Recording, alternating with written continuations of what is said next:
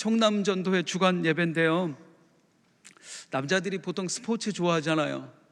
스포츠 얘기를 하나 하려고 그러는데, 지난주에 사실은 농구를 좋아하시는 분들에게는 비보가 하나 들려왔어요. NBA의 전설적인 선수, 은퇴 선수인 코비 브라이언트가 헬기 사고로 사망을 했습니다. 굉장히 전 세계적으로 이게 충격이었거든요. 그런데 이제 그 코비 브라이언트의 사망 소식을 듣고 그 기사를 읽어봤어요. 코비가 어떤 사람이었는가, 저도 참 좋아하는 선수였거든요. 이 선수는 뭘로 유명하냐면 승부욕이 엄청납니다. 그리고 훈련량이 엄청나요. NBA 선수들 치고 훈련 열심히 안 하는 사람들 없잖아요. 그 중에서도 특별한 사람이었어요. 얼마나 그 승부욕이 강하냐면 같은 팀의 선수들하고 가끔 1대1 시합을 한대요. 그러면 언제까지, 그 시합이 언제 끝나냐면 자기가 이길 때까지. 그러니까 상대편 선수가 지쳐서 내가 이길 때까지 시합을 하는 거예요. 만약에 오늘 게임이 있었는데, 경기가 있었는데, 경기가 밤 11시, 12시에도 끝나고 그러잖아요. 밤늦게. 마지막 내가 결정적인 슛을 던졌는데 그게 실패했다. 그날은 혼자 퇴근 안 한대요. 혼자만 그 경기장에 남아서 3점 슛 1000개를 던지고 들어간답니다. 대단한 사람이죠. 목사도 아닌데 매일 새벽 4시에 일어났어요. 새벽 예배 가는 게 아니라 그 시간에 일어나서 혼자 운동하는 거예요. 6시간 동안.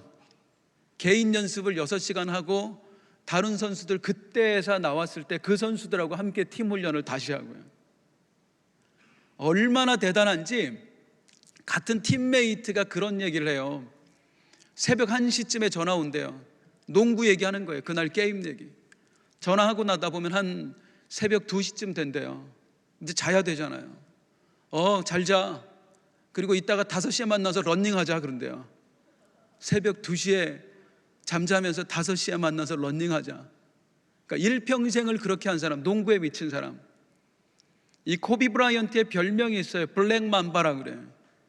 뱀 이름이에요. 가장 독성이 강한 뱀. 킹코브라가 독성이 강한 걸로 유명한데 킹코브라가 가진 독성의 70배, 그게 블랙 맘바예요. 이게 코비 브라이언트의 별명인데요, 의역하자면 무슨 뜻이냐면은 얘는 뭐다? 독종이다. 사람들이 기억하기에 코비 브라이언트는 독종이었어요. 승부사의 기질이 넘치는 사람. 각 사람마다 누군가에게 기억되는 이미지가 있습니다. 우리 성도님들께서는 어떤 이미지로 기억되고 있나요? 특별히 가족들에게, 자녀들에게 어떤 이미지로 기억되고 있는 것 같으세요? 저희 막내에게 어떤 대화를 하다가, 엄마랑 대화를 하다가 엄마한테 그러는 거예요. 막내가, 형이 나중에 아들을 낳으면 걔는 정말 힘들 거다. 그 소리 듣는데 갑자기 기분 나쁘더라고. 얘도 아들을 낳는다고? 내가 아들이 셋인데 걔도 아들을 딸로 바꿔야 돼요. 이제부터 우리 아들들 잘 들어. 아들 소리도 하지 마. 얘가 결혼해서 아기를 낳으면 너무 힘들 것 같아. 그래서 왜 형 아들이 아니 형 딸이 왜 힘든데? 그랬더니 형은 설명을 너무 많이 한대요. 예를 들어서 아빠 이게 뭐예요? 그러면 이건 마이크야. 이거는 소리가 크게 나도록 도와주는 거야. 이 정도만 하면 되는데, 형한테 뭘 물어보면 그런데 이건 마이크야. 이 마이크의 원리가 뭐냐면 말이지, 쭉쭉쭉쭉 얘기하고, 그리고 마이크의 종류는 어떤 게 있느냐면, 그리고 쭉 얘기한대요. 그러면서 얘기하는 게 형은 설명충이야. 그러니 요즘 애들이 말하는 것 중에 뒤에 충자를 붙여요. 벌레 충자. 돈벌레 하듯이 뭔가를 이렇게 많이 하는 사람에게 좀 비하하는 의미로, 재미있는 의미로 충자를 붙여요. 그래서 형이 설명충이래. 너무 설명을 많이 한다고. 그래서 엄마가 물어봤어요. 아빠는 뭐니? 아빠는 진지충이래요. 너무 진지하대. 매사에 맨날 다큐래요. 아이 참. 동생한테 설명충, 아들한테 진지충, 또 누군가는 다른 모습으로 저를 기억하고 있을 것 아니에요. 저뿐만 아니라 우리 회장님들도 마찬가지고 우리 성도님들 누구 다 마찬가지일 거예요. 누군가가 나를 어떻게 기억하느냐, 어떻게 평가하느냐, 이건 굉장히 중요합니다. 그런데 꼭 중요하지만은 않아요. 무슨 말이냐, 제가 이번 주에 금요일 날인가 어린이집에 설교하러 갔었어요.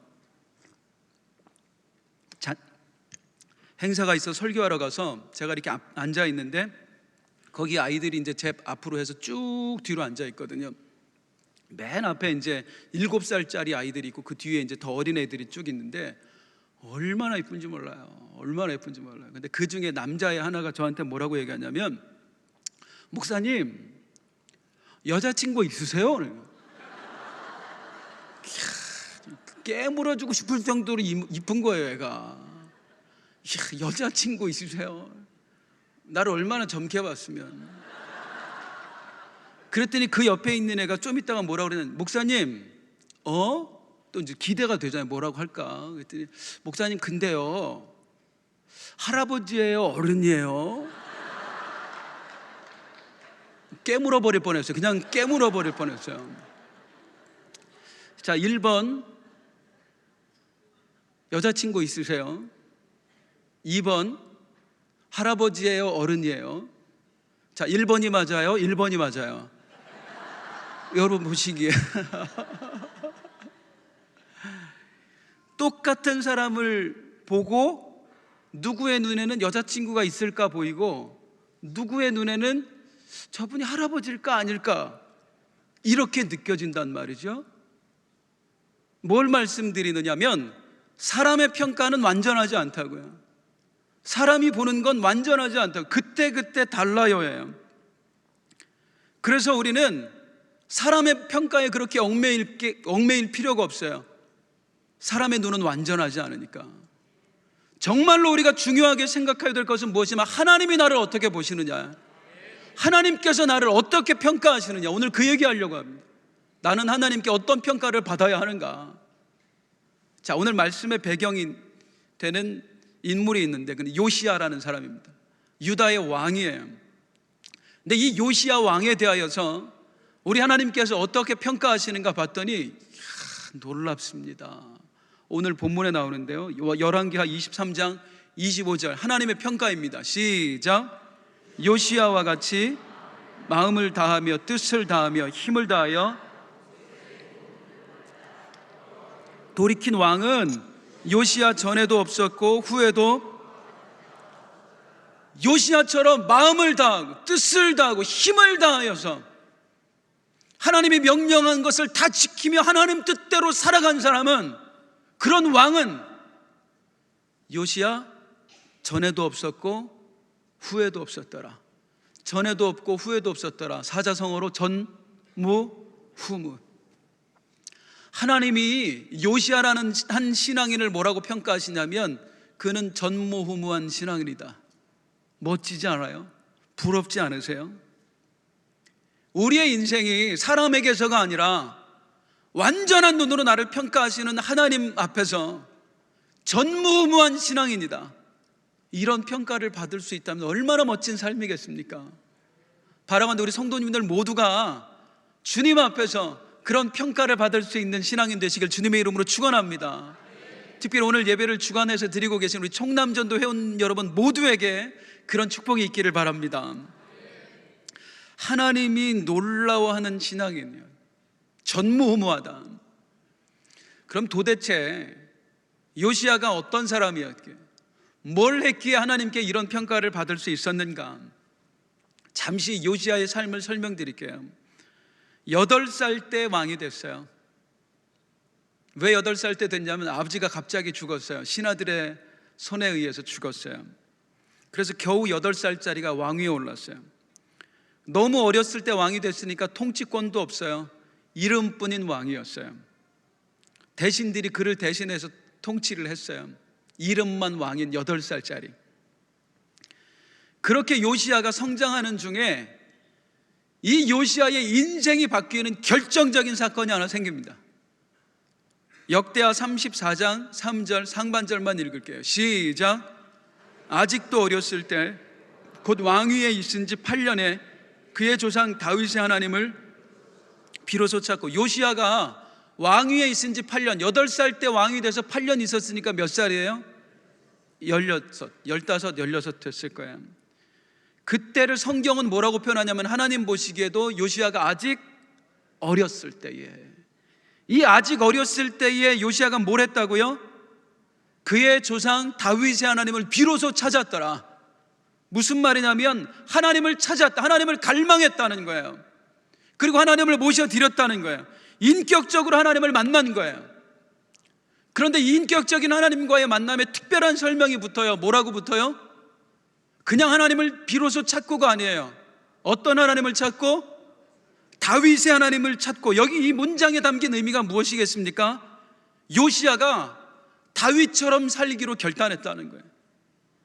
다윗처럼 하나님을 사랑하고 다윗처럼 하나님을 예배하면서 하나님 마음에 합한 사람이 되기로, 그렇게 살기로 요시야가 결단했다는 거예요. 몇 살 때에? 16살. 하나님 보시기에 아직도 어린 나이에. 그 요시야가 이제 이 16살을 넘어 하나님을 드디어 인격적으로 만났어요. 그리고 이제 몇 년이 지났습니다. 드디어 성년이 됐어요. 20살. 이제 왕으로서, 지금까지는 이름뿐이었습니다. 신하들이 대신 통치를 했어요. 이제 드디어 성년이 되면서 요시야가 직접 통치권을 행사하게 되었어요. 자, 퀴즈. 요시야가 본격적으로 이스라엘, 유다의 나라를 통치하게 되면서 자신의 통치권 첫 번째 명령이 무엇이었을까요? 첫 번째 명령. 우리 성도님들이라면 어떤 명령을 내리시겠어요? 뭐 왕으로서가 아니라 옛날 일 한번 떠올려 보세요. 내가 20살 되면, 성년이 되면 뭘 해야지? 뭐 하고 싶었어요? 어떤 분은 운전면허 따고 싶었다고, 어떤 분은 선거하는 게 기다려진다고, 어떤 분은 또 나이트 맘대로 갈 수 있다고. 제가 직접 들은 얘기인데, 예전에 어떤 학생들, 저는 아니에요, 오해하지 마시고, 저는 아니고요, 제 후배들이, 우리 학생 때는 성인 영화만 상영하는 영화관이 있었거든요. 얘네들이 이제 교복을 벗고 그 영화를 보러 간 거예요. 그 중에 굉장히 똑똑한 애가 하나 있어요. 그리고 걔가 이제 표를 끊으러 가서 학생 3장 주세요 그래가지고 쫓겨났어요. 저 아니에요, 정말로 아니에요, 저는요.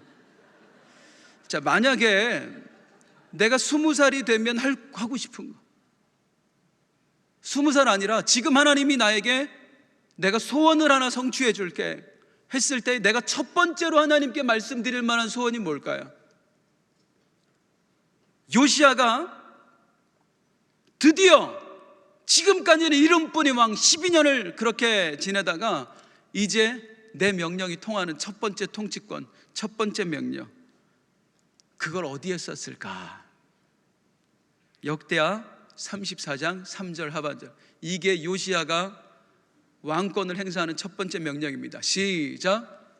제12전에 유다와 예루살렘을 비로소 정결하게 하여 그 산당들과 아세라 목상들과 아로색의 우상들과 부어 만든 우상들을 제거하여 버림.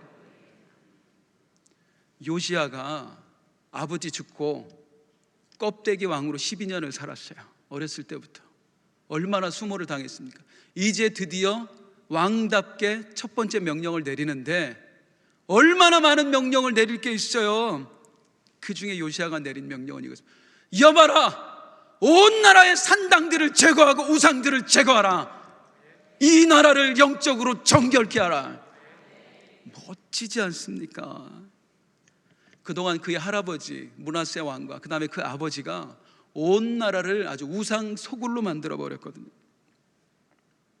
나에게 통치권이 생기자마자 제일 먼저 내린 명령이 그 우상을 제거하라.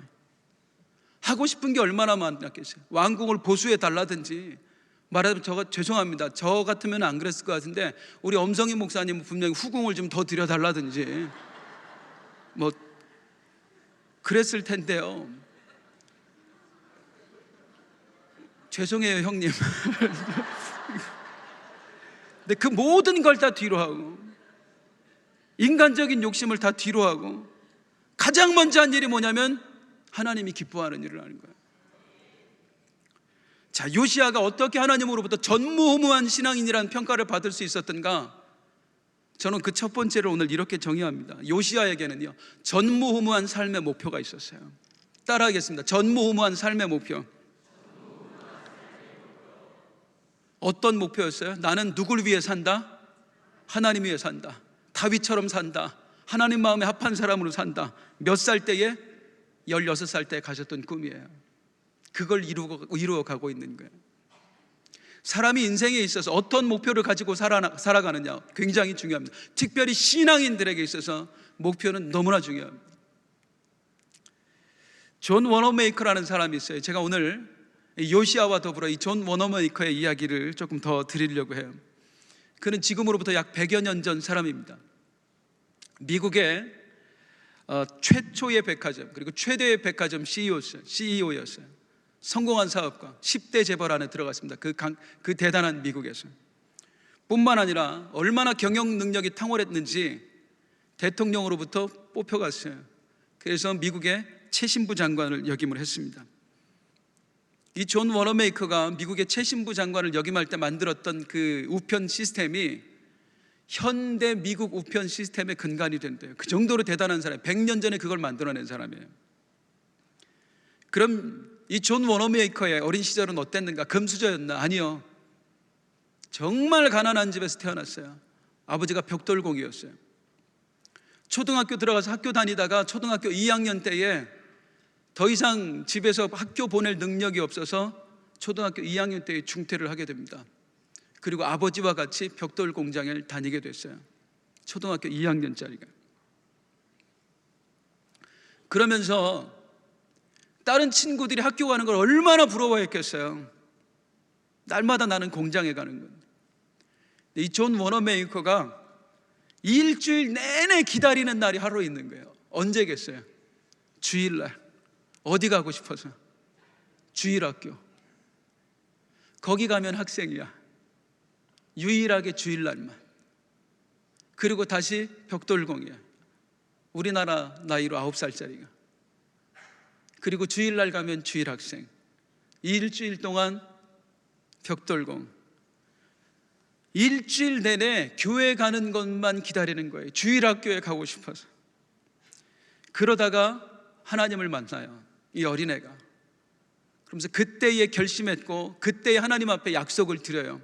하나님, 내가 평생 주일학교 교사로 섬기겠습니다. 그 어린아이가. 나중에 이제 의류점에 취직을 해서 19살이 되었을 때에 그때 비로소 자기 꿈을 이루어요. 주일학교 선생님이 되는 거예요. 나중에 백화점 CEO가 돼서 수많은 백화점을 운영을 하는 미국의 엄청난 재벌이 됩니다.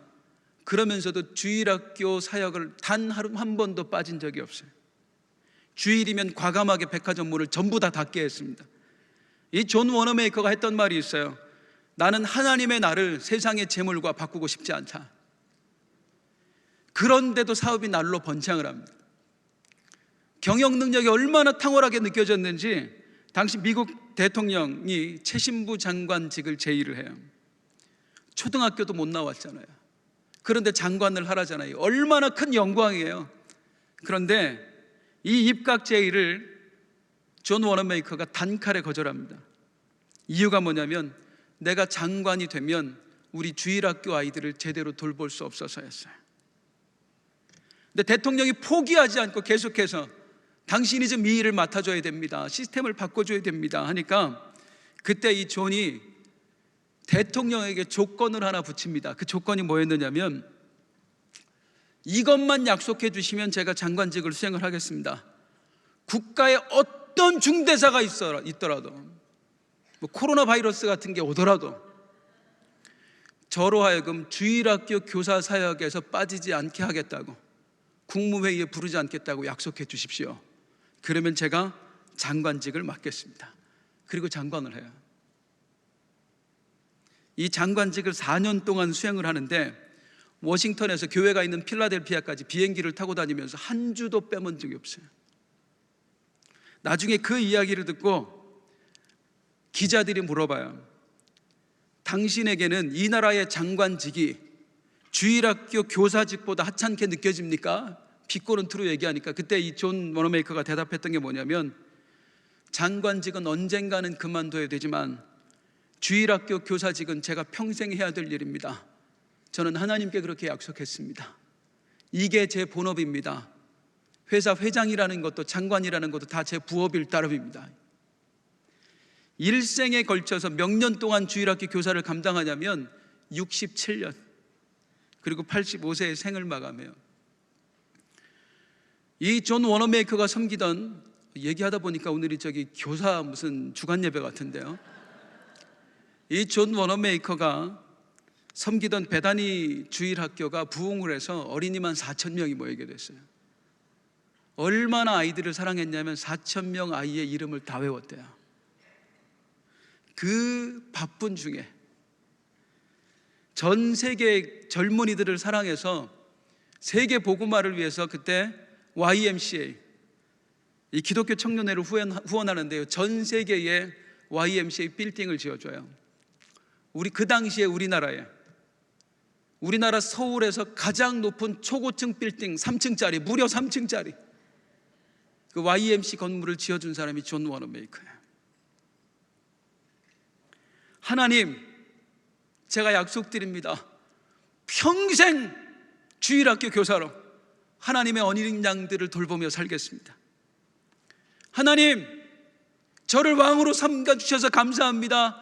일생도록 다윗처럼 하나님만 사랑하며 살겠습니다. 여봐라, 온 나라의 산당들을 제거하라, 우상들을 제거하라, 이 나라를 정결케 하라. 그 무엇과도 비교할 수 없는 전무후무한 삶의 목표가 있었어요. 이 사람들에게는. 과연 나는 어떤 목표를 가지고 살아가는가 하는 거예요. 라디오를 듣다가 컬투쇼에 나오는 이야기를 듣게 됐어요. 군인의 이야기예요. 갑자기 조금 약간 열받는데, 이번 주에 우리 처갓집 식구들이 모였거든요. 군대 얘기가 나온 거예요. 아시다시피 제가 방위병 출신이잖아요. 저하고 제 바로 아랫동서 둘이 방이에요. 약간 찝찝하더라고. 이게 사격 얘기 나오는데 곧 군대 얘기로 갈 것 같더라고. 아니나 다를까 군대 얘기로 가더니 우리 동서들 처남까지 형님들 방위병이라고 놀려대는데, 방위가 총 쏘면 방위야 나간다. 우리 아들들한테 니네 아버지가 얼마나 위대한 줄 아냐, 도시락 폭탄 가지고 다니면서 레이저를 교란시켰단다, 레이더 교란시켰단다. 얘기가 끝나질 않아. 그래서 계속 화제 전환을 시도를 했죠. 화제가 겨우 이제 방위병 얘기, 군대 얘기에서 다른 걸로 바뀌면 갑자기 우리 장모님이 아까 뭐라고 그랬지? 그러면서 다시 그 얘기를 하게 되고, 또 화제를 전환시키면 근데 말이야, 우리 또 다시 1시간 반을 방위 얘기하다가 끝났어요. 저주가 임할지어다. 그래서 군대 얘기인데요, 29살짜리가 신병으로 간 거예요. 얼마나 이 군대 적응하기가 힘들었겠습니까? 그런데 제일 고참이 21살짜리야. 일찍 군대 온. 이제 작업을 하는데, 이제 삽질을 하는데, 이 신참이 나이가 아무리 많아도 신참은 신참이거든요. 삽질이 영 엉성한 거예요. 이제 21살짜리 고참이 한심해서 한다는 말이 보통 야, 내가 이등병 때는 이래야 되는데, 자기도 모르게 야, 내가 네 나이 때는, 내가 21살인데 29살짜리 내가 네 나이 때는, 그러다가 자기가 깨달은 거야. 야, 내가 네 나이 때는 임마 뭐가 돼 있을까? 그래서 내가 네 나이 때는 뭐가 돼 있을까? 여기 혹시 21살 되신 분 있으세요? 여러분이 29살이 되면 뭐가 돼 있을까요? 뭐가 돼 있을 것 같으세요? 우리 뒤에 계신 우리 회장님들이 더 젊으시잖아요. 30대, 이제 40대. 여러분들이 50대가 되면 뭐가 돼 있을까요? 60대가 되면, 70대가 되면 뭐가 돼 있을까요? 뭘 이뤘느냐, 사회적인 업적이 얼마나 대단하느냐, 돈을 얼마를 벌었고 얼마나 노후 준비를 잘했느냐를 묻는 게 아니에요. 하나님 보시기에 하나님 앞에 내놓을 것이 있겠느냐고요. 10년 후에, 20년 후에 그 목표를 가지고 살아가고 계시느냐고요. 요시야는 하나님 보시기에 아직도 어렸을 때에, 그의 나이 16살 때에 하나님을 만나면서 인생의 목표를 가졌습니다. 나는 다윗처럼 살 거야. 하나님을 예배하면서, 하나님을 기쁘게 하면서 하나님 마음에 합한 사람이 돼갈 거야. 전무후무한 삶의 목표예요. 우리 그리스도인에게서 이거 이상 위대한 목표 없습니다. 주여, 하나님이 기뻐하는 삶의 목표를 갖게 하여 주옵소서. 그런 사람이 하나님께 옳았구나, 너야말로 전무후무한 신앙인이다 평가받는 거예요.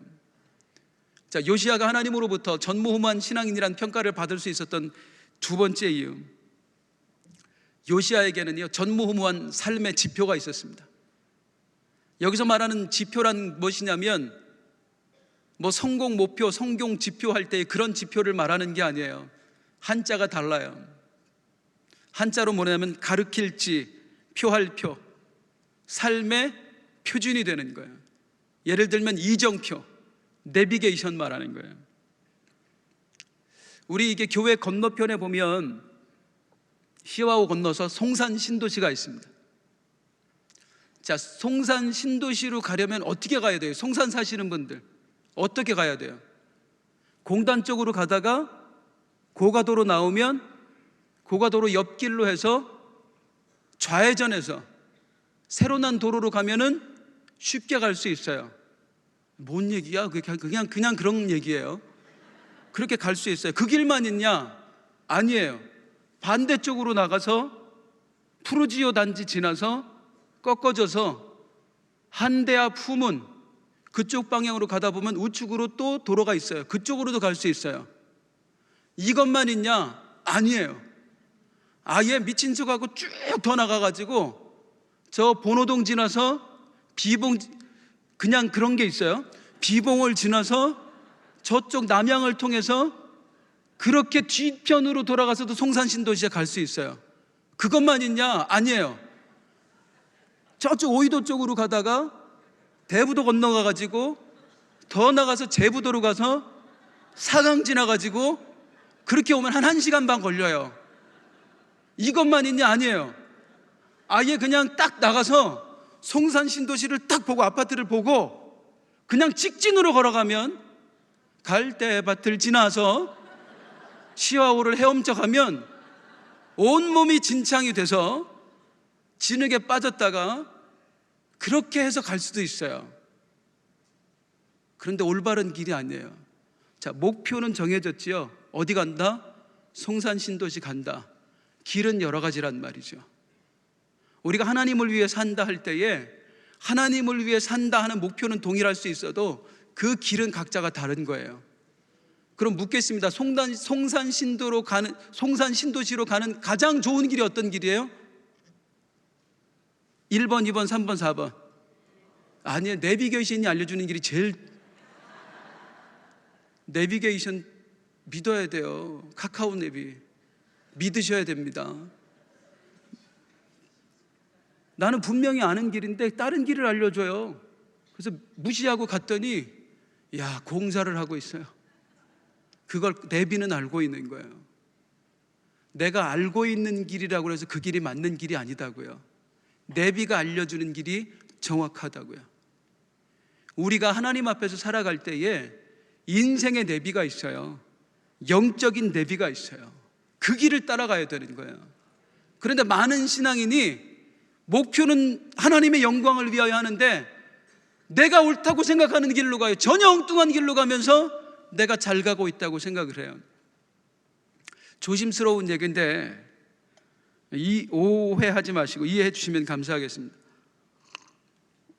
근래에 우리나라 언론에 자주 등장하는 한 목사님이 계세요. 그분은 정치에 관심이 정말 많으신 것 같아요. 오해 안 하셨으면 좋겠어요. 저는 그분의 정치 성향에 대해서는 전혀 관심 없습니다. 그분 나름대로는 그 일이 한국 교회를 위해서 또 우리 대한민국을 위해서 하는 일이라고 생각하는 것 같아요. 그럴 수 있어요. 그분이 옳다 그르다 나는 판단하지 않습니다. 그런데 목표는 좋다 이거죠. 우리나라 기독교를 지키자, 대한민국을 빨갱이로부터 지켜내자, 좋은 목표예요. 그런데 그 과정을 보자는 말이에요. 믿는 사람 안 믿는 사람 광장에 모아놓고 자기도 모르게 쏟아내는 말이 뭐냐면 하나님도 까불면 나한테 죽어였어요. 하나님도 까불면 나한테 죽어.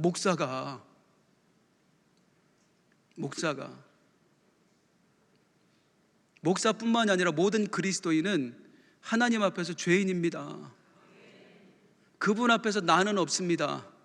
나는 살아도 주를 위해 죽어도 주를 위해, 이게 그리스도인이에요. 그런데 하나님도 까불면 나한테 죽어. 그래서 기자가 물어봤어요. 그 말을 왜 했냐고 그랬더니 그 당시에 갑자기 성령이 충만해져서 성령이 이끄시는 대로 했대요. 목표는 훌륭할 수 있어요. 그런데 그 길을 내가 정해서 가는 거예요. 내가 옳다고 믿는 거예요. 아니에요. 위대한 하나님의 사람들에게는 뭐냐면, 위대한 하나님의 사람들의 특징은 올바른 길을 걸어간다는 것입니다. 삶의 올바른 지표가 있다는 거예요. 다윗에게도 있었고요, 요시아에게도 있었어요. 나는 하나님을 위해 살 거라는 목표를 이루기 위한 올바른 길, 그 길을 가르쳐주는 지표 무엇입니까? 하나님 말씀이에요. 성경이에요. 주의 말씀은 내 발의 등이요 내 길의 빛이니이다. 하나님의 말씀대로 사는 게 하나님의 영광을 위해 사는 거예요. 여봐라, 온 나라의 산당들과 우상들을 제거하라. 그 처음 명령을 내렸고 그 명령에 따라서 온 나라의 우상이 제거되었습니다. 그러자 그 다음으로 두 번째 내린 명령이 뭐냐면 성전을 보수하라. 멋지잖아요. 수십 년간 유다 땅에 있는 성전이 황폐하게 되었어요. 그걸 보수하고 싶은 거예요. 예배를 회복시키고 싶은 거예요. 그런데 성전을 보수하는 중에 신하 하나가 뛰어나오는데, 왕이시여, 왕이시여, 왕이시여, 막 감격하고 뛰어오는 거예요. 무슨 일인가 했더니 덜덜덜덜 떨면서 뭘 하나 내미는데 성경책이야. 모세오경, 창세기, 출애굽기, 레위기, 민수기, 신명기. 온 나라의 성경책이 없어졌었거든요. 이 요시아의 할아버지 므낫세 왕이 이 유다로 하여금 하나님을 못 믿게 하려고 온 나라에 있는 성경책을 다 불태워 없애버렸었어요. 성경책 가지고 있으면 다 죽였어요. 그래서 지난 70년 동안 이스라엘 백성은 성경이 있는지도 모르고 살은 거야. 그런데 성전을 보수하다가 누군가가 숨겨놓은 그 성경책이 무려 70년 만에, 아니 70년이 아니죠, 지금 또 시간이 흘렀으니까 80년도 넘어서 발견이 된 거예요. 손이 덜덜덜덜 떨려요. 가슴이 드디어 하나님 말씀을 내 손에 쥐게 된 거예요. 서기관을 불렀어요. 여봐라, 여봐라, 지금 빨리 성경을 읽어다오. 서기관이 옆에서 성경책을 넘겨가면서 감격으로 읽는데 태초에 하나님이 천지를 창조하시니라. 아멘, 아멘, 아멘, 아멘. 하나님께서 이 세상을 그렇게 만드셨군요. 너는 너의 본토 친척 아비집을 떠나 내가 내게 지시할 땅으로 가. 아멘, 아멘, 아멘, 아멘. 우리의 조상이 이렇게 하나님의 부름을 받았군요. 출애굽기를 읽어가는데 감격이에요. 그 하나님의 능력으로 우리 민족을 어떻게 구원하셨는지를 듣는데 막 가슴이 뭉클뭉클하는 거예요. 그러다가 레위기, 민수기, 신명기로 넘어가는데 막 입이 귀에 열려. 어떤 내용들이 전해져요? 네가 네 하나님 여호와의 말씀을 청종하면 이 모든 복이 너희에게 임하리라. 성읍에서도 복을 받고 들에서도 복을 받고 네 광주리와 떡반죽 그릇이 복을 받을 것이며 네가 들어와도 복을 받고 나와도 복을 받으리라. 아멘, 아멘, 아멘, 아멘. 하나님이 이렇게 귀한 말씀들을 나에게 들려주시는구나 하고 듣다가 이게 몇 장 넘어가는데 읽어주는 서기관의 음성도 떨려오고요, 그 말씀을 듣는 요시아의 마음도 떨려오는 거예요. 손이 부들부들 떨려오는 거예요. 어떤 말씀이 들려지느냐면 그 많은 말씀 중에 하나만 읽어보겠습니다. 신명기 28장 52절에서 53절 보니 같이 읽어볼게요. 시작. 그들이 전국에서 성벽을 다 헐며 내 하나님 여호와께서 내게 주시는 땅의 모든 성읍에서 너를 애워싸리니 내가 적군에게 애워싸이고 맹렬한 공격을 받아 곤란을 당함으로 내 하나님 여호와께서 내게 주신 자녀 곧 내 몸의 소생의 살을 먹을 것이다. 무서운 말씀이죠. 이 무서운 말씀 전에 이게 누구에게 전해진 말씀이냐면 우상을 숭배하는 자들에게. 우상을 숭배할 때에 너희의 나라는 이렇게 될 것이다 라는 말씀을 신명기에서 딱 보는 순간 가슴이 쿵 내려앉는 거예요. 이 민족이 지난 80년을 넘게 이렇게 살았거든요. 하나님을 버리고 우상을 섬기며 살았거든요. 그 순간에 여기 써져 있는 한 구절 한 구절이 살았고 운동력이 있어 심령골수를 쪼개기 시작하는데 믿어지는 거예요. 현실처럼 느껴지는 거예요. 즉시로 선지자 하나를 수배를 합니다. 그리고 그 선지자에게 물어봅니다. 선지자님 저희가 하나님의 말씀을 들었는데 이런 기록이 있습니다. 하나님의 뜻을 좀 우리에게 전해 주십시오. 아니 그 선지자 훌다가 하나님의 뜻을 전하는데요, 예언을 하는데 뭐라고 말하냐면 역대하 34장 23절에 25절, 훌다가 그들에게 이르되 이스라엘 하나님 여호와께서 이같이 말씀하시기를 너희는 너희를 내게 보낸 사람에게 말하라 하시니라. 지금 하나님이 말씀하십니다. 여호와께서 이같이 말씀하시기를 내가 이곳과 그 주민에게 재앙을 내리되 곧 유다 왕 앞에서 읽은 책에 기록된 모든 저주대로 하리니. 그 다음에 25절 어떻게 한다? 25절이요 시작. 이는 이 백성들이 나를 버리고 다른 신들에게 분향하며 그의 손의 모든 행위로 나의 노여움을 샀음이라. 그러므로 나의 노여움을 이곳에 쏟음에 꺼지지 아니하리라 하라 하셨느니라. 그 말씀대로, 아까 읽었던 말씀대로 너희가 망할 것이고 너희는 자식의 살을 먹으리라, 그 저주대로 될 것이라는 거예요. 심판하겠다는 거예요. 자, 여기서 잠깐 요시야라는 사람의 행동을 주목해 봐야 되는데요, 요시야는 무엇이 참 대단하냐면요, 성경의 말씀을 그냥 기록된 말씀으로 받지 않았다는 거예요. 살아계신 하나님의 말씀으로 받았다는 거예요. 그것도 누구에게 하신 말씀? 지금 나에게 하나님이 직접 하시는 말씀으로 들은 거예요. 그리고 그 말씀을 나에게 적용하는 거예요. 강단에서 선포되는 말씀을, 그리고 이 기록된 말씀을 그냥 단순한 성경이 이래가 아니라 이 말씀을 살아계신 하나님의 음성으로 듣고 그것이 나에게 들려주시는 음성으로 듣고 그걸 내 삶으로 적용하니까 그때 비로소 영이 열립니다. 영안이 열려요. 영안이 열리면서 뭐가 보여져요? 지금 이 상황이 영적인 눈을 열어 보여지는 거예요. 오늘 낮에 목사님 말씀하셨지만 영적인 눈이 그런 사람들에게 열리는 거예요. 그냥 막연하게 앉아있는 사람에게 안 들려요. 하나님의 음성으로 듣는 사람에게 들려지는 거예요. 보여지는 거예요. 열려지는 거예요. 요시야가 하나님의 말씀을, 하나님의 이 성경 말씀을 하나님의 말씀으로 듣고 받았더니 영적인 눈이 열려요. 그리고 우리의 시대 상황이 보이는 거예요. 우리는 죽겠다, 우리는 이대로 가면 멸망한다, 깨달아지는 거예요. 그런데 이 깨달음이 곧 기회라는 사실을 아십니까? 몰랐으면 다 죽어요. 몰랐으면 다 죽어. 그런데 알았어요. 살 기회가 생긴 거예요. 즉시로 요시야는 꿇어 엎드립니다. 그리고 하나님을 향해 외쳐 기도합니다. 처절한 회개의 기도를 드리는데 옷을 찢어요, 통곡해요. 그러면서 부르짖어 기도합니다. 하나님, 이 모든 게 나의 죄입니다. 멋집니다. 나의 죄입니다 해요. 성경 읽다 보면 가슴 막 진짜 무릎을 치고 싶어요. 우리 할아버지의 죄를 용서해 주세요. 우리 아버지의 죄를 용서해 주세요. 내가 잘해보려고 했는데 이 백성이 그렇게 갔어요 하지 않아요. 리더로서, 이 나라의 왕으로서 지난 수십 년간의 죄, 그리고 지금 백성들이 짓고 있는 모든 죄를 내가 다 끌어안습니다. 이때 역사가 일어나요. 이때 나라와 민족을 욕하는 게 아니라, 누군가를 욕해하는 게 아니라 이 나라와 이 민족을 정말로 가슴에 끌어안고 기도하는 사람, 그런 사람 하나님이 찾으시는 줄로 믿습니다. 요시야가 기록하는, 그렇게 기도하는 거예요. 하나님, 나의 죄입니다. 나의 죄입니다. 이 나라의 지도자인 나의 죄입니다. 주여, 내가 간절히 기도하옵나니 용서하여 주옵소서. 이 하나님의 백성을 살려 주옵소서. 저주를 물리쳐 주옵소서. 얼마나 울며 부르짖어 기도했던지 이 요시야에게 하나님의 응답이 전해지는데요, 역대하 34장 27절에 28절에 내가 이 곳과 그 주민을 가리켜 말한 것을 내가 듣고 마음이 연약하여 하나님 앞 곧 내 앞에서 겸손하여 옷을 찢고 통곡하였으므로 나도 내 말을 들었노라. 여호와가 말하였느니라. 그러므로 내가 내게 너희의 조상들에게 돌아가서 평안히 묘실로 들어가게 하리니 내가 이 곳과 그 주민에게 내리는 모든 재앙을 내가 눈으로 보지 못하리라.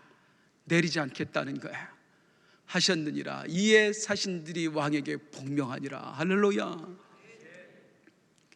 부르짖어 간구했더니 내 죄입니다. 영적인 눈을 열어서 이 위기 상황을 보게 되고, 그리고 간구하며 기도했더니 하나님의 마음이 돌이켰어요. 재앙이 사라졌어요. 온 이스라엘 백성들이 살게 되었어요. 그런데 여기 중요한 부분을 한번 보세요. 이 부분이 정말 성경을 보다 보면 참 이런 부분이 중요한데요. 27절 맨 마지막에 한번 보세요. 네가 통곡하였으므로 나도 내 말을 들었노라. 이게 무슨 뜻이냐면, 요시야가 이 성경 말씀에서 누구의 음성을 들어요? 하나님의 음성을 듣고 나를 보고 경비해서 꿇어 엎드려 기도하잖아요. 하나님은 그걸 뭐라고 평가하냐면, 내가 이 성경으로 너에게 말했는데 아무도 그동안 듣지 않았는데 네가 그 성경을 통해서 내 말을 들었느냐? 네가 내 말을 들었으므로 나도 네 말을 들으리라, 이 말이에요. 네가 내 음성을 들었으므로 나도 네 기도 소리를 들으리라. 우리가 올 한 해 살아갈 때에 정말로 내가 복받는 비결, 복을 만들어내는 비결 중에 하나입니다. 하나님은 어떤 사람의 기도를 들어주세요? 하나님의 말을 듣는 사람의 말을 들어주세요. 요시야는 그런 사람이었어요. 내 삶에서 모든 것 가운데에, 왕이니까 나 스스로 똑똑하다, 공부도 많이 했을 것 아닙니까? 신하들 가운데 공부 많이 한 식자들이 얼마나 많이 있겠어요. 그들을 불러다가 지금 이 위상을 어떻게 할까? 정말로 우리가 저주로 올까? 저주를 받게 될까? 망할까? 그런 수치를 논한 게 아니에요. 그냥 말씀을 그대로 받았어요. 하나님의 말씀을 들었고 하나님 말씀 앞에 겸비하여 꿇어 엎드렸고, 그리고 기도했더니 하나님이 그의 기도를 들어주신 거예요. 따라 하시겠습니다. 내가 하나님의 말을 들으면, 말씀을 들으면, 다시 내가 하나님의 말씀을 들으면 하나님이 내 말을 들으신다. 할렐루야. 내 삶의 지표, 내 지혜를 따르지 않아요. 신하들의 조언도 중요하지 않아요. 오직 말씀이에요. 말씀이에요. 존 워너메이커가 어떻게 그런 대단한 삶을 살 수 있었는가 할 때에, 자, 어릴 적에 교회를 나갔잖아요. 이 존 워너메이커에게 소원이 하나 생겼어요. 꼭 갖고 싶은 게 뭐였느냐면, 주일학교를 가면 선생님이 성경책을 펴놓고 이 말씀을 가르치는데 꿀송이처럼 달아. 그런데 나는 성경책이 없어. 그 당시만 해도 성경책이 비쌌거든요. 가죽 성경. 주일날 교회 학교, 주일학교만 가야 그 말씀을 들을 수 있는 거예요. 이 어린아이가 내가 저 성경책 하나 갖고 싶다. 성경책 하나 갖고 싶다. 이 주일학교에서만이 아니라 집에 가서도 그 말씀을 읽고 싶다, 듣고 싶다. 그래서 그 어린 나이에 월급에서 조금씩 모아요. 1년 반을 모읍니다. 너무 가난한 집이니까 1년 반을 모아서 10살이 되었을 때에 $2 75센트를 주고 가죽 성경을 하나 사요. 그 성경을 가지고 감격하면서 읽고 또 읽고, 다를 때까지 읽고 또 읽고, 그러는 가운데 말씀이 한 구절 들어오는데, 이 존 워너메이커가 성경을 통해서 들었던 하나님의 나에게 주시는 음성으로 들었던 거, 마태복음 6장 33절, 그런즉 너희는 먼저 그의 나라와 그의 일을 구하라. 그리하면 이 모든 것을 너희에게 더하시리라. 이 말씀이 존 워너메이커의 삶의 지표가 되었습니다. 모든 것 가운데 판단 기준은 뭐냐면, 이 말씀에 비추어서 합당하냐 합당하지 않느냐, 사업을 하는 데 있어서도, 최신부 장관을 직을 감당하는 데 있어서도 너희는 먼저 그의 나라와 그의 일을 구하라. 평생에 이 말씀을 지표로 삼고 이대로 살았고, 그 말씀에 약속된 대로 복을 받았어요. 나중에 이 존 워너메이커가 은퇴할 때에 기자가 물어봐요. 인터뷰하는 중에, 회장님, 지금까지 회장님은 정말 성공한 사업가이십니다. 회장님의 인생 가운데 가장 지금까지 생각하기에 가장 성공적인 투자가 무엇입니까? 할 때에 그 나이 많은 할아버지 존 워너메이커가 웃으면서 했던 얘기가, 아득히 먼 날을 회고하면서 제 가장 성공적인 투자는 제가 10살 때에 $2 75센트를 주고 샀던 가죽 성경입니다. 그 성경이 나를 만들었다. 이 존 워너메이커의 별명이 뭐냐면 성경이 만든 사람이에요. 성경이 만든 사람. 사랑하는 성도님, 지금 이 순간에 여러분의 삶을 지배하고 있는 것은 무엇입니까? 여러분의 마음을 지배하고 있는 것은 무엇입니까? 무언가를 결정을 내릴 때에 그 결정을 하게끔 만드는 결정적인 요인이 뭐예요? 무엇 때문에 그 결정을 내리세요?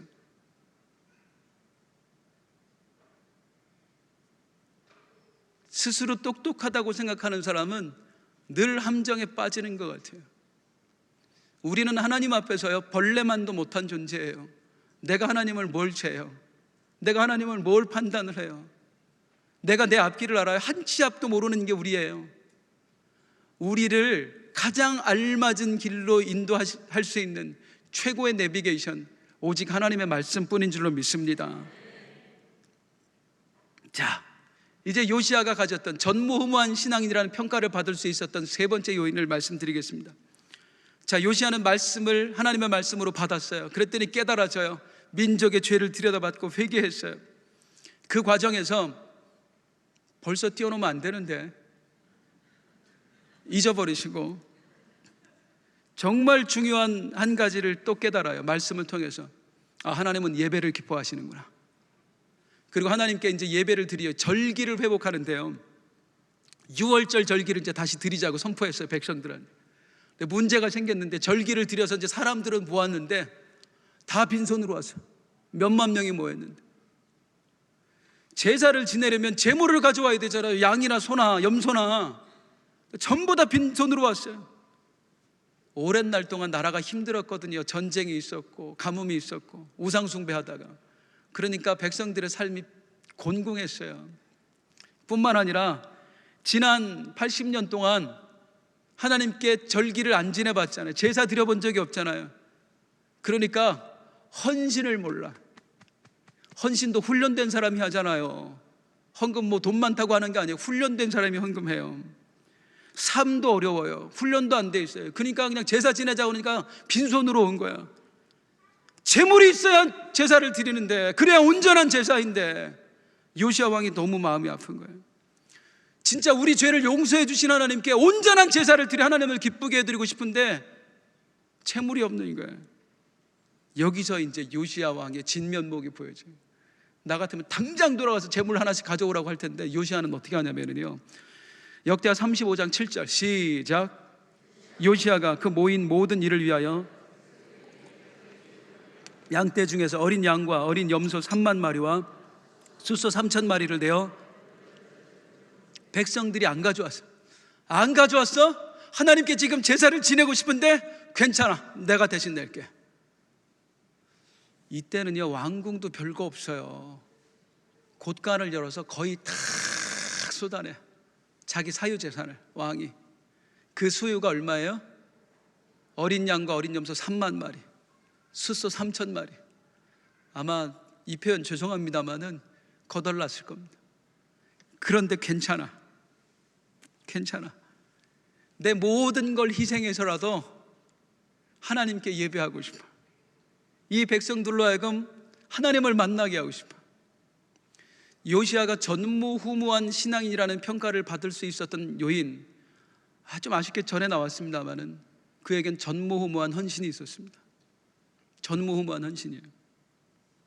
제가 주일학교 때 있었던 일인데요, 저희 주일학교 때 예배 시간이 되면 이제 헌금하잖아요. 그럼 저희 때는 이렇게, 지금은 안 그럴 거예요. 지금은 안 그렇죠. 근데 저희 때만 해도 헌금했니? 호승아 너 헌금했니? 누가 헌금했니? 그런 걸 이렇게 물어보고 체크를 해요. 이제 훈련시키느라고. 저 같은 경우에 이제 부모님이 예수 믿으시는 분이니까 늘 헌금을 챙겨주시면은 그걸 이제 헌금을 하죠. 그런데 헌금을 못하는 아이들이 있어요. 이제 교회 나온 지 얼마 안 된 애들, 또 부모님이 안 믿는 애들, 그런 애들은 헌금 못하죠. 그리고 헌금 가져오다가 이렇게 사 먹는 애들. 그런데 언젠가부터 걔네들도 헌금을 했다고 대답하는 거예요. 헌금했니? 네. 쟤네들이 헌금하는구나. 나중에 알았어요. 제가 이렇게 교회 뒤로 가다가 예배 전에 목격했잖아요. 예배 전에 선생님이 걔네들을 부르더니 손에 이렇게 하나씩 하나씩 쥐어주는 거야. 근데 그걸 애들이 헌금을 하는 거 있지요. 그 선생님은 어떤 생각을 가지고 계셨냐면, 헌금을 드려야 온전한 예배가 된다. 예물이 있어야 온전한 예배다.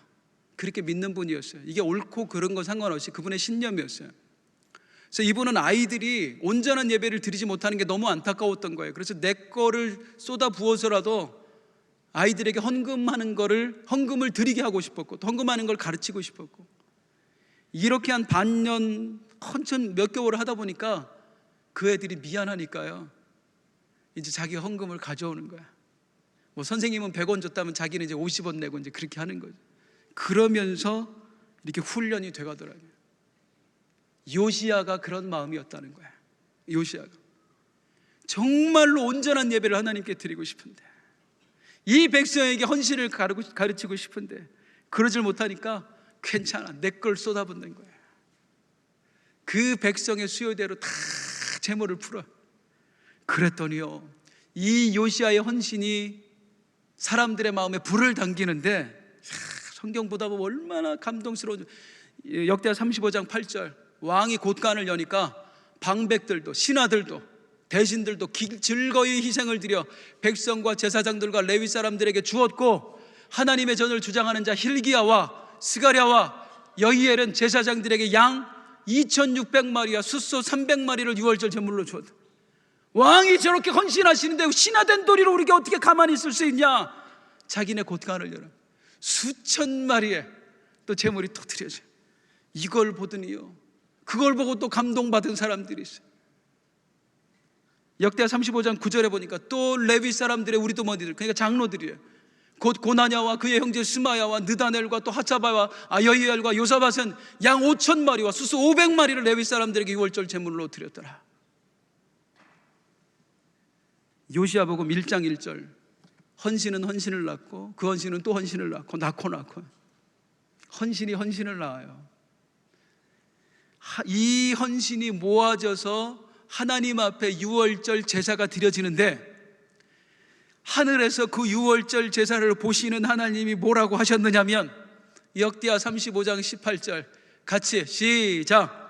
선지자 사무엘 이후로 이스라엘 가운데서 유월절을 이같이 지키지 못하였고, 이스라엘 모든 왕들도 요시야가 제사장들과 레위 사람들과 모인 온 유다와 이스라엘 무리와 예루살렘 주민과 함께 지킨 것처럼 유월절을 지키지 못하였더라. 하나님이 평가하시는 게, 이런 유월절은 이전에도 없었고 이후에도 없었다. 전무후무한 유월절이다. 얼마나 감동받았는지 아시겠죠? 하나님이 그 헌신의 물결을 보시면서, 그 전무후무한 유월절이, 그 전무후무한 헌신이 어디서 비롯되었어요? 한 사람, 왕, 겨우 26살이었습니다. 겨우 26살. 한 번 더 존 워너메이커의 말씀을 드릴 거예요. 13살이 되었어요. 아직도 벽돌 공장 다녀. 주일날만 학생이야. 어느 날 비가 오는 날이었는데 교회를 가다가 너무 마음이 아팠어요. 존 워너메이커가 13살짜리가. 왜냐하면 교회 앞에가 흙으로 되어 있었는데 비가 오니까 이게 진창이 되는 거예요. 진흙바닥이. 그러니까 사람들이 거기를 투덜투덜대면서 교인들이 걸어가는데 몇 사람이 예배드리기 싫다고 집으로 가는 거예요. 그 모습을 보고 이 어린아이의 마음이 찢어졌습니다. 13살짜리가. 그리고 나서 그 다음날 벽돌 공장에 가서 사장님에게 부탁해요. 사장님, 제 월급에서 하루에 7센트씩만 까주세요. 그리고 저한테 벽돌 한 장씩만 주세요. 뭐 할 건데? 아니요, 그냥 주시면 돼요. 매일매일 그 고사리 같은 손이 피범벅이 되도록 일을 했던 그 손으로 번 돈이에요. 거기서 벽돌 한 장씩 값을 까고 매일 한 장씩을 받아다가 교회 앞마당에 놓기 시작합니다. 어느 날 목사님이 가니까 누가 이렇게 돌을 던져놓고 갔어. 도대체 누가 그랬나? 늘어나. 이게 한 달이 지났는데 벽돌이 한 30장쯤 됐잖아요. 그때 목사님이 알았어요. 존이 자기가 번 돈을 가지고 거기다 벽돌을 깔고 있다는 얘기를 목사님이 알아요. 그걸 보는데 가슴이 찢어지는 거예요. 주일날 설교를 하는데 성도님들 저 존이 초등학교 2학년까지 학교 다니지 못하고 벽돌 공장 다니는 저 아이가 우리 성도님들이 교회 오는 게 힘들까 봐, 비 오는 날이면 교회 못 오는 게 마음이 아파서 자기 월급에서 일당을 까고 매일 벽돌 한 장씩을 가져다가 여기를 깔고 있었습니다. 우리도 못하는 일을 이 어린아이가 하고 있었습니다. 그 얘기를 듣는 순간 온 교회가 울음바다가 돼요. 그리고 그 주에 그 다음 주에 성도님들이 적금을 깨고 집에 있는 재물을 가져다가 헌금하기 시작을 하고, 그래서 그 앞에 그 보도블록으로 쫙 가득 찬 그 길이 하나 생겨나고요. 헌금이 너무 많이 들어와서 교회를 새로 건축했어요. 그 일이 누구에게서 비롯됐어요? 한 사람의 헌신이에요. 13살짜리 존 워너메이커 복음 1장 1절, 헌신이 헌신을 낳고 그 헌신이 또 헌신을 낳고. 하나 더 얘기해 드릴까요? 이 존 워너메이커가 감동받은 이야기, 책에 보면 쓰여져 있는데, 나중에 대기업 회장이 되잖아요. 온 세계를 다니면서 이제 선교를 하는 중에 선교차 중국을 방문하게 되었습니다. 어느 시골길을 걸어가는데 정말 희한한 광경 하나를 목격하게 됐어요. 한 노인이 있고 농부가 있고 소가 이제 멍에를 몰고 쟁기를 끄는데 두 마리가 끌잖아요. 그런데 한쪽에는 소인데 한쪽에는 사람이야. 사람하고 소가 같이 이렇게 쟁기를 끄는 모습을 이 존 회장이 보게 된 거예요. 너무 기가 막혀서 가서 물어봅니다. 노인장, 이게 도대체 어떻게 된 일이에요? 소가 끌어야지 왜 한쪽은 사람입니까? 그랬더니 그 노인분이 하는 얘기가, 농부가, 말도 마셔, 이놈이 내 아들놈입니다. 이놈이 언젠가부터 이 마을에 온 선교사를 통해서 예수 믿고 예수쟁이가 됐는데 그 선교사가 교회를 짓는다고 했답니다. 아니, 나도 모르게 소 한 마리를 갖다 팔았지 않소? 내가 불같이 화를 내니까 내 옆에서 와서 하는 말이, 아버지 죄송해요, 제가 대신 소가 되어서 이 밭을 갈게요. 내가 너무 괘씸해서 이놈한테 지금 소를 갈게 하는 거라고. 그 모습을 보는데 존 회장이 가슴이 뭉클하는 거예요. 어릴 때 자기를 보는 것 같은 거예요. 그러더니 그 솥값을 내가 물어줄게요 하고 또 선교사를 찾아가서 교회를 지어줘요. 그리고 그 젊은이에게 얘기해요. 젊은이, 나랑 같이 미국에 가겠나? 그 젊은이를 데려다가 신학 공부를 시킵니다. 그리고 그 청년이 목사가 되어서 중국에 와서 사역을 하는데요, 중국 복음화의 아버지라고 불리는 성문산 목사예요. 헌신이 헌신을 낳는 거예요. 그 헌신이 중국 복음화의 기틀을 놓는 거예요. 전무후무한 신앙이에요. 전무후무한 신앙이에요. 우리 남전도회 회원분들, 아내에게 좋은 남편이고 싶잖아요. 자식들에게 좋은 아버지이고 싶잖아요. 우리 아버지 같은 사람 없어, 우리 남편 같은 사람 없어. 좋아요. 그것도 정말 훌륭한 거예요. 그런데 사람의 평가 말고요, 전지전능하신 하나님이요, 우리의 머리털까지 세신 바 되고 우리의 속마음까지 감찰하시는 분이요, 그분에게 받는 평가, 그분이 너 같은 신앙인 없어, 너 같은 사람 없어, 너처럼 내 마음을 흡족해 하는 사람 없어. 이런 평가를 받을 수 있다면 그거야말로 복된 인생 아니겠습니까? 우리 그렇게 한번 살아봐요, 성도님들. 다시 한번 마음을 다잡고, 하나님, 2020년 가나안 정복의 영성으로 내가 복을 만들어내는 인생을 살아보겠습니다. 사람의 평가에 휘둘리는 게 아니라 정말 하나님 보시기에 흡족한 인생을 살아보겠습니다. 또 한번 다짐하며 달려가는 우리 모두가 될 수 있기를 주님의 이름으로 축원합니다. 기도할게요. 하나님 아버지,